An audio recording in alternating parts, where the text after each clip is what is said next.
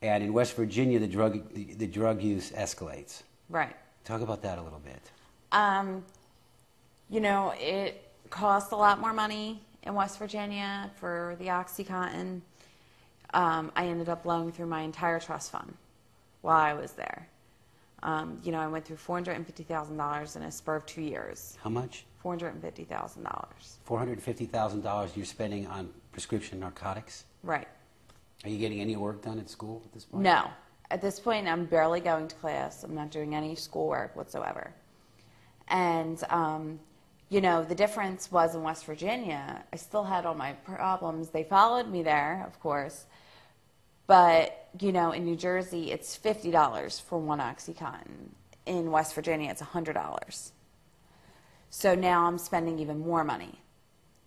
And, you know, they were really hard to get. You know, there was only a few dealers, and if they ran out, you were out of luck. You know, and a lot of times we would, you know, be so sick, we would drive all the way 8 hours back to New Jersey just to get our drugs and drive all the way back. And, you know, one day there was no dealers, there was no oxys anywhere around, and me and my girlfriend were really, really sick. And she had done heroin before. And she was like, you know, I know Pittsburgh's only about an hour away. We could just drive to Pittsburgh, find the ghetto, and find some heroin. And, you know, I had never done this before. I really didn't think it would work. But I was like, what the hell, why not? I don't feel like driving 8 hours to Jersey. So literally, you know, we find Pittsburgh on the freeway. Literally, we got off the freeway into Pittsburgh. We were there for probably about 5 minutes. And it didn't even really look like the ghetto where we were. And we see these two guys, like, walking down the street, and I'm kind of, like, stopping the car, not sure, you know, what to say. And they're, right, they just say, hey, what do you need, dope?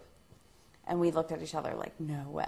And did you notice right away that you had a capacity to do more? The first time I did it, I snorted 9 bags of heroin. What did it feel like? My OxyContin addiction, my tolerance was so high that the heroin didn't get me high. So second semester, you know, I've really tried to get my act together with school. I brought all my grades up. And what I started doing was driving to New Jersey, buying a couple $1,000s worth of OxyContin and Xanax there, and then selling them in West Virginia to kind of support my habit because I could make double, you know, off of what I would buy. So they took us into the police station, and they did not handcuff me, and my brother's friend was handcuffed to the wall. When they took us in, you know, they counted all the pills, and they put them on a counter about 5 feet away from me, and they walked in the back. So I'm sitting there with the pills right in front of me. I'm not handcuffed. My brother's friend is like, hey, we're going to jail anyway. We might as well go messed up. You know, and immediately I'm just thinking, I just spent all this money on these pills. I'm not going to let them go to waste. So, you know, I grabbed the pills and just like downed half the bottle. And, you know, I was already so messed up from eating pills all day long that, you know, when I put the bottle down, it rattled and the cops heard it. And they came out and they saw, you know, I had taken the pills. So now they're chasing me around in a circle trying to get me, and I'm just trying to chew these pills up as fast as I can, you know. And so, you know, now they're like, you know, we were just going to give you a DUI, but now we're going to give you tampering with evidence. And it's a felony, and you could face up to 11 years. They took me to jail for 5 days.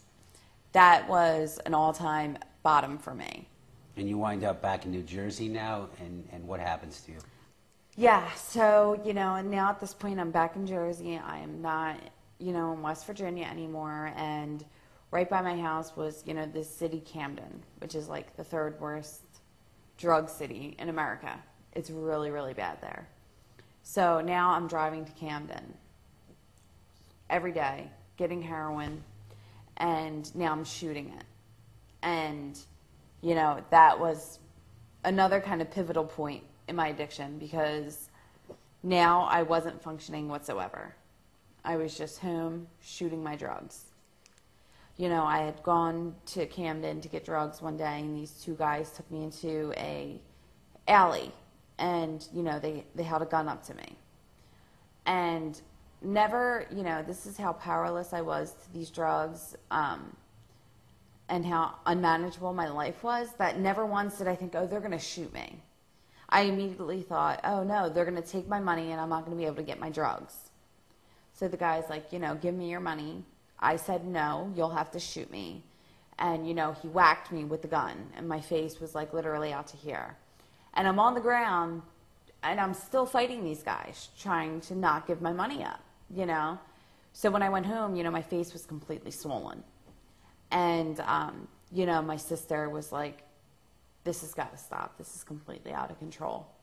So later that night, she called me and she's like, these people are trying to do a documentary on addiction, HBO, they're trying to get HBO to pick it up. It's not, on TV or anything like that.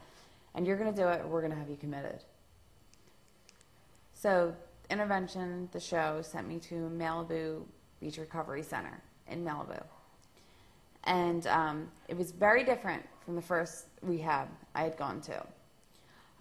They have a whole different program set up there involving yoga, a specific, low glycemic diet, and they also give you supplements throughout the day, which I remember, the first time I was in rehab, up to 2 weeks, I was still feeling so yicky. And, just like not okay, still sick. And I really think, with the yoga, the diet, and especially with the supplements, within a few days, I was feeling good. And how important were the personal relationships that you developed there at Malibu Beach with not only the staff, but the people that you were in there with? How integral were those relationships in your recovery, and how important are they now? To this day, I still... speak with Joan, the owner of Malibu Beach Recovery. She is probably the most amazing woman, the most caring woman that I've ever met. She really went above and beyond to help me get where I was, and the intervention show got me there.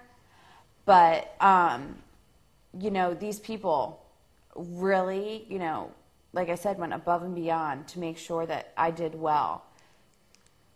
I want to know what you would say to someone whose story is similar to yours, or not necessarily similar at all, but somebody who's struggling with addiction and alcoholism, absolutely no direction, they don't know what to do. They're as desperate as you, or somebody who's hit bottom. Yeah. What would you say in terms of recommending them to Malibu Beach Recovery?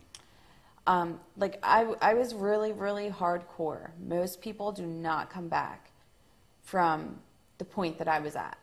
I was very near death. And without Malibu Beach Recovery, I would not have my life today. And I would absolutely recommend it to anybody that is in any kind of similar situation that I was in. Because if I can come back from where I was, then anybody can do it. And I don't think I would have come back from where I was had it been not for, Malibu Beach Recovery and the people there that helps me along to get through this, to get to the point that I'm at today. So, I now work in a restaurant and I waitress. And a few months ago at work, we were dead. And, I was in the back having a cigarette with one of my coworkers, and he asked me to hold my hand out, and I did. And he put some Percocets in my hand. And I froze. I was really, really shooken up.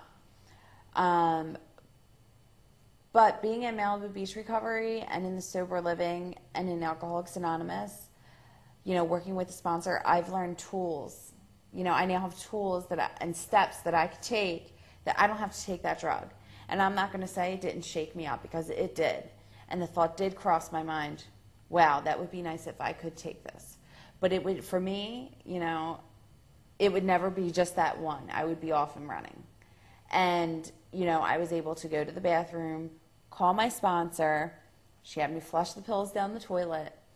And that was huge that I was able to do that. I never thought, in a million years someone would be able to put drugs in my hand and I would be able to turn it down.